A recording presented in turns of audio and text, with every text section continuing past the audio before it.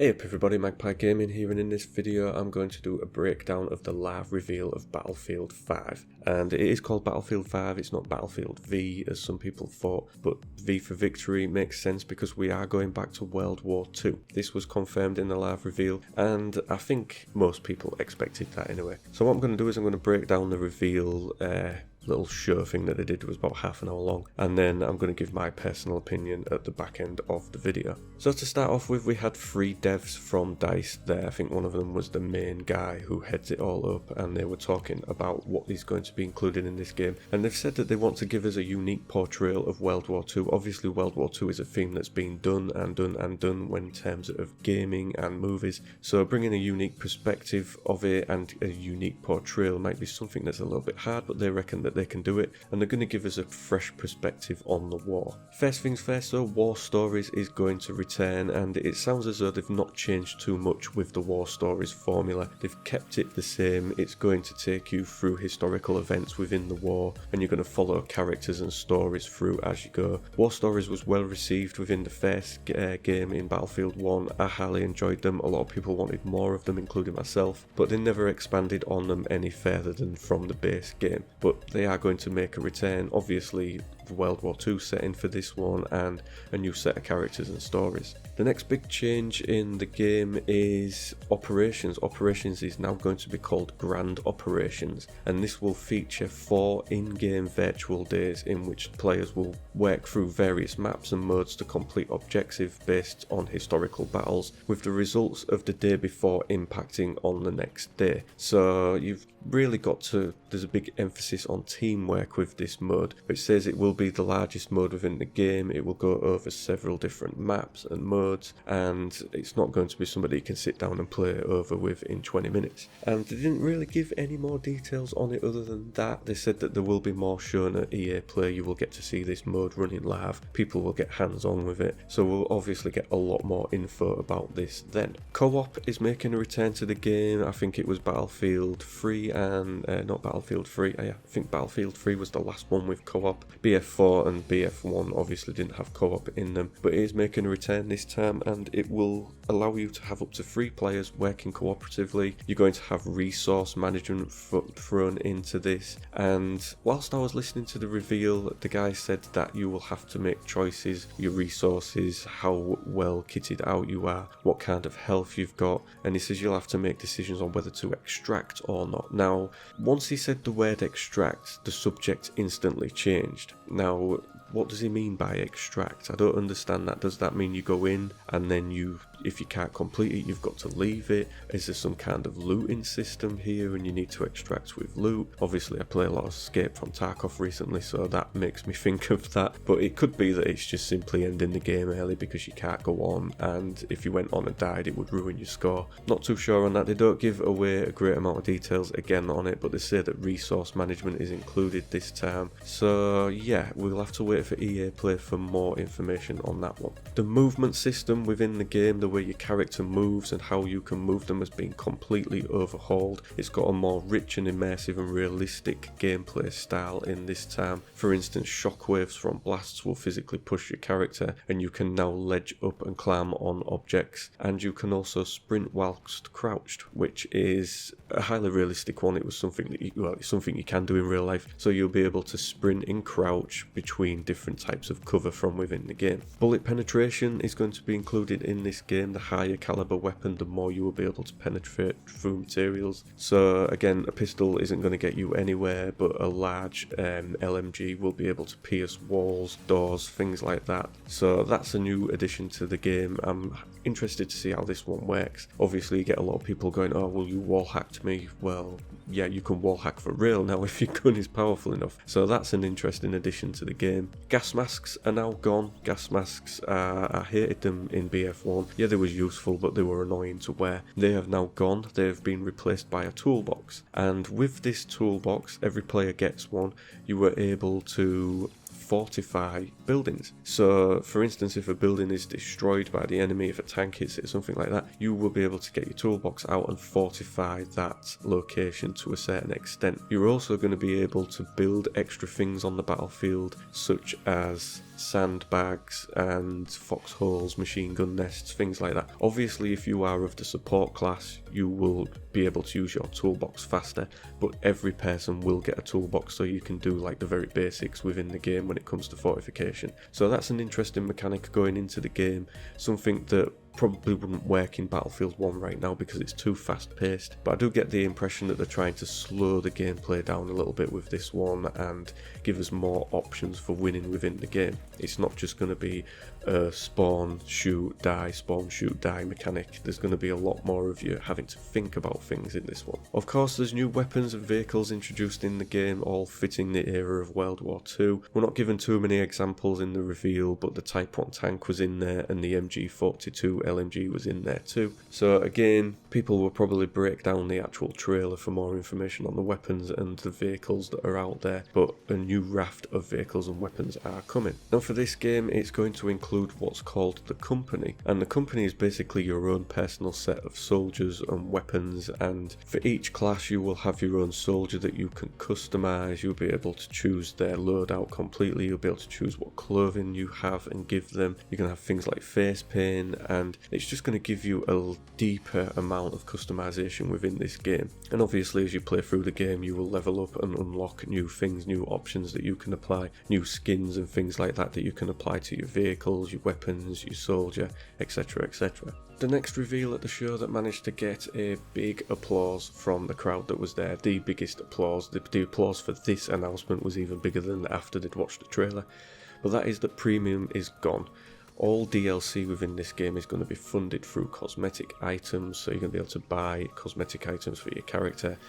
Of course, they've gone at pains to say that these cosmetic items will not affect gameplay in any way. They are purely just cosmetic, just to make your character look better. You won't be able to pay to win within this game.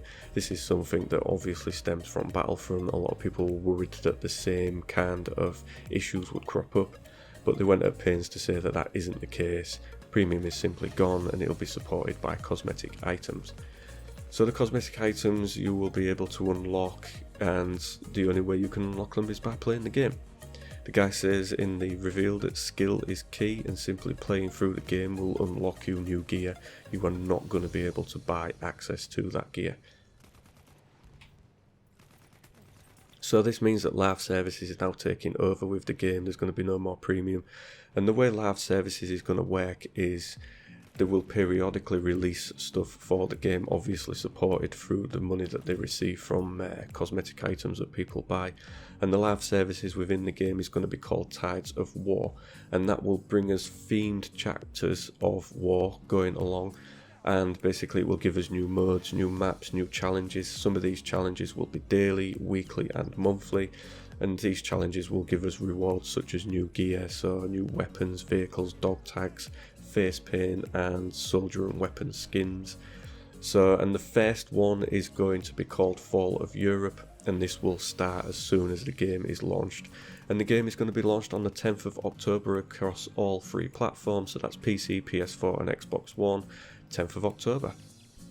And that is pretty much all of the information that was given out in the reveal. Obviously they went into a little bit more depth. I've just given us the base information there, but I've covered everything that they did cover. And my opinion on the reveal was the half-hour show was really good, very scripted. There was these reveals, especially when they're live, are often a little bit cringe-worthy. You get those awkward pauses and things like that, but this one went quite well. It was scripted, of course. There was not any audience participation whatsoever. There was nobody able to ask questions or anything like that. They were simply there just to see it and clap their hands when asked to. So yeah, it was okay. It was nothing spectacular, but they did give a lot of information out, which is, information is key with these things. But as I have found since watching this, they didn't give all of the information out. A number of YouTubers and publications out there were given access a day early to more information about this game than was given out in the reveal. And obviously there's a lot of videos all over YouTube now which detail these things in, a lot more detail, if that makes sense. But the information that they give out at the reveal, a lot of people will have wrote this game off and thought, you know what, it doesn't sound great, I'm not going to bother with it. But then these other people have given out the details that they were given, and it does make the game sound a lot better. So in the coming week I will do another video that will detail things a lot more than what was given out in the reveal. I simply haven't had time to do that yet. But had they given that information out in the reveal, it will have lasted a lot longer. It will have given us a lot more technical look at the game, such as the movement system and things like that, and I think a lot of people would have been more interested in the game. The trailer, I don't know, the trailer was okay. The trailer was good, in fact, it was a good trailer, but they've done better trailers for Battlefield games in the past. Battlefield trailers always got me absolutely hyped for the game. You know, there was something that I'd link on Facebook to my friends, and you know, we'd have a group discussion about it, and we'd get chatting about it, and we're like, oh, that looks great, and blah blah blah. This doesn't make me want to do that.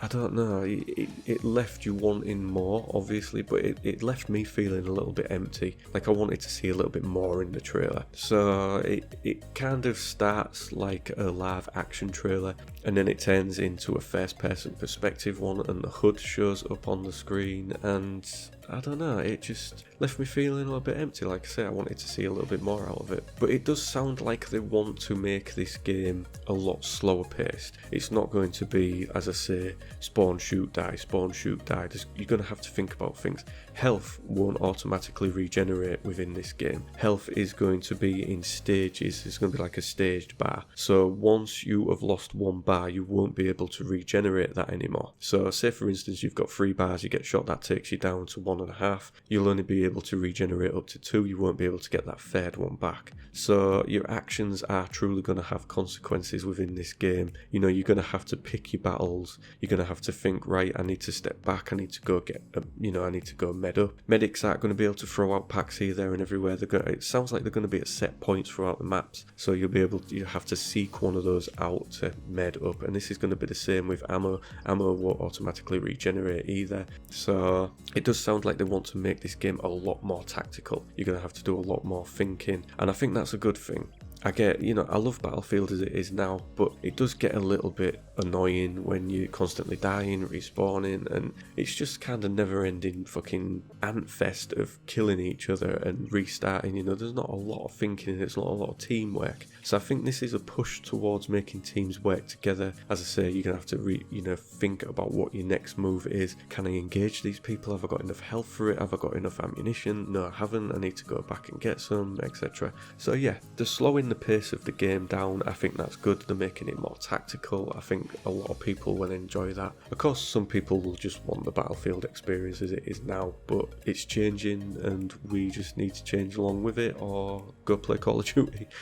There was notable misses within this reveal. Like I say, the reveal was very much, I felt like it was a bit dumbed down. It didn't give us a lot of technical info, like is there going to be a CTE? Nobody knows, none of that was mentioned. The servers, none of that was mentioned either, so we don't know if we're going to get customizable servers back or whether it'll still be done through EA. It'd be nice if they give us customization options within this. I used to love Battlefield 4 where I had a list of custom servers. I could go on a server with 3,000 tickets on and I knew that I could be on there for a good hour having a good game. That was removed in Battlefield 1, and I think I'm hoping they bring customizable servers back, but there was no mention of that whatsoever within this reveal. I think that's why audience participation would have been good, because somebody in that audience would have asked that question and we might have got an answer there. Hopefully we'll get answers to those questions at the reveal at EA Play, which is, I think it's the 9th of June or the 11th of June, one of those. I'm going to be covering that anyway, so there will be videos about that coming out at the time.